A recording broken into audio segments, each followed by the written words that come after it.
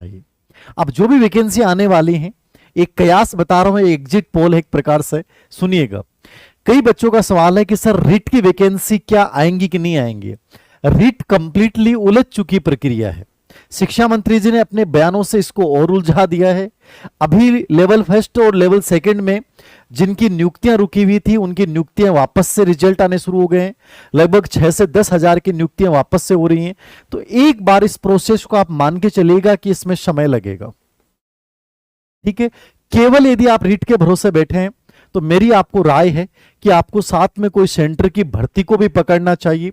आप कोई सीईटी को लेकर भी प्रिपरेशन कर सकते हैं। हां, आएगी 100%, लेकिन कितना समय लग जाए, 3 महीने, 4 महीने, 5 महीने, ये कोई नहीं बता सकता। एक परीक्षा होगी कि 2 परीक्षा होगी, ये कंप्लीटली विचाराधीन प्रक्रिया है। फिलहाल केवल जो मैंने आपको कयास बताया था, केवल वही हो सकता है कि रीट बेस के ऊपर नियुक्ति हो सकती है। बट रीट के सिलेबस में, रीट के एग्जाम पैटर्न में निश्चित रूप से कुछ चेंज करेंगे। वो क्या करेंगे कोई नहीं जानता है। सबसे बढ़िया तरीका क्या है कि आप यदि रीट के ही एलिजिबल हैं तो बात अलग है। यदि आप ग्रेड सेकंड के लिए एलिजिबल हैं तो मैं आपको बता दूं, सबसे पहले जो भर्ती आने वाली है वो यही आने वाली है। ठीक है, यदि आपने बीएड कर रखा है तो आपको रीट और ग्रेड थर्ड की तैयारी नहीं करनी चाहिए। ये मेरी पर्सनल आप लोगों को राय है, सुनिएगा।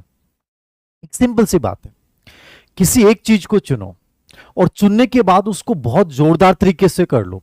यदि तुमने उसको बहुत अच्छे से कर लिया तो याद रखना उसके इर्द गिर्द की जो चीजें हैं ना, वो अपने आप हो जाती हैं। यदि बच्चा आरएस के ढंग से प्रिपरेशन कर लेता है तो बाकी प्रिपरेशन अपने आप हो जाती है।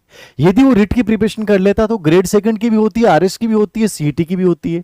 ग्रेड सेकंड ही करता है तो रिट की भी होती है, सीईटी की भी होती है, आरएस की भी होती है। मतलब बहुत सारे ऐसे पार्ट्स हैं जो कॉमन होते हैं। ग्रेड फेस्ट की आप तैयारी करते हो तो असिस्टेंट प्रोफेसर की भी हो रही है, नेट की भी हो रही है, प्लस अदर स्टेट के जो पीजीटी है, DSSB, केवीएस है, एमआरएस है, उसकी भी हो रही है। अब ये आप लोगों की उलझन क्यों आती है मुझे समझ में नहीं आता कि सर पहले कौन सी आ रही है। इससे क्या फर्क पड़ता है, आपको पहली चीज जो करनी है वो करनी है शॉर्ट एनालिसिस। अपने जीवन का बेस बना लो इसको। आपकी स्ट्रेंथ, आपकी ताकत क्या है, आपकी कमजोरी, आपकी वीकनेस क्या है, अपॉर्चुनिटी, आपके पास फिलहाल जो स्थितियां हैं उसमें अवसर क्या है, थ्रीट, खतरे क्या है। ये शॉर्ट एनालिसिस है। ये अपनी लाइफ में, जिंदगी में, चाहे छोटा सा बिजनेस भी करना हो ना और लाइफ में सक्सेस प्राप्त करनी हो, अपनी पर्सनालिटी को बड़ा बनाना है, तो आपको शॉर्ट एनालिसिस करना आना चाहिए कि सर ये 3 भर्तियां मेरे सामने हैं, मैं केवल शिक्षक भर्ती की प्रिपरेशन करना चाहता हूं। यदि केवल शिक्षक भर्ती की प्रिपरेशन करना चाहते हैं और यदि आप ग्रेड सेकंड के लिए एलिजिबल हैं तो आपको बिना किसी भी टीचर से राय लिए ग्रेड सेकंड करना चाहिए। मैं क्यों कह रहा हूं ये बात, ग्रेड सेकंड यदि तुम ढंग से कर लेते हो, तुम्हें रीट की करने की जरूरत ही नहीं है, तुम्हें ग्रेड थर्ड करने की जरूरत ही नहीं है। तुम्हारी रीट और ग्रेड थर्ड इस सेकंड ग्रेड के साथ हो रही है। मेरी पर्सनल राय है, उन बच्चों से सवाल किसी से मत पूछिएगा कि सर मैं रीट और सेकंड ग्रेड दोनों के लिए एलिजिबल हूं, मैं किसकी प्रिपरेशन करूं। 100% तुम्हें इसकी करनी चाहिए। रीट और ग्रेड थर्ड तुम्हारी 100% अपने आप निकल जाएगी, तुम्हें खुद को पता नहीं चलेगा। नंबर 2, यदि आप ग्रेड फर्स्ट के लिए एलिजिबल हैं, सेकंड ग्रेड और ग्रेड फर्स्ट ये दोनों की वैकेंसियां आपके सामने कभी भी आ सकती हैं।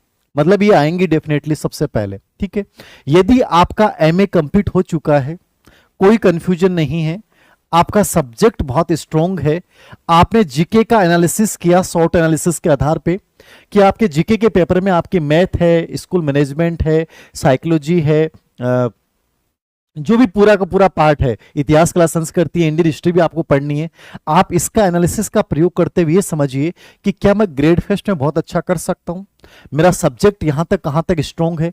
यदि आपकी एमए कंप्लीट है, आपका सब्जेक्ट ठीक ठाक है, नहीं है तो आप कर सकते हो। सबसे बड़ी चीज है, कोई ठीक होती नहीं है। कोई चीज आपकी कमजोर है तो इसका मतलब ही नहीं कि उसको मजबूत नहीं बना सकते। यदि तुम्हारे अंदर डिटर्मिनेशन है, तुम्हारे अंदर एक डिसिप्लिन है, तुम्हारी एक बहुत अच्छी व्यवस्थित दिनचर्या है, तो तुम हर चीज को बहुत बेहतरीन तरीके से कर सकते हो। लेकिन ये विश्वास कम से कम पहले अपने अंदर जागृत करना पड़ेगा। धीर सिंह सर के कहने से, किसी और टीचर के बताने से विश्वास जागृत नहीं होता है, और ना किसी टीचर के कहने से आपको ये डिसाइड करना चाहिए कि मेरे लिए बेटर क्या है।